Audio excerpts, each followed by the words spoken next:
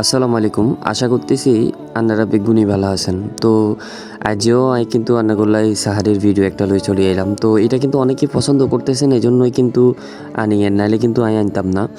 তো আজ যে খাবারের ভিডিওগুলো নিয়ে আইছি, তো এটা আপনাদেরকে দেখামো। প্রথমত আন্নাগরে একখান কথা কই, আমি দেখি পথে ঘাটে অনেকেই কিন্তু খাবার পায় না, কিন্তু আমরা দেখা যায় যে সাহারি ইফতার এগুলো করার সময় তো ওই বেগুনে দেখি যে একটা বিষয় করেন, সেটা হচ্ছে যে আপনারা অপচয় করেন।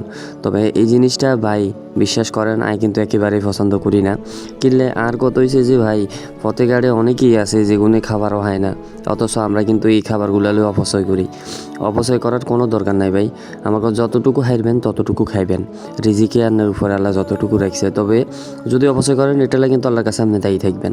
তো আজকের ভিডিওতে দেখতেছেন আমি আজকে খাইতেছি আমার আম্মু ডিম দিয়ে আলু ভাজি করছিল, ওইটাও ভালো লাগছে।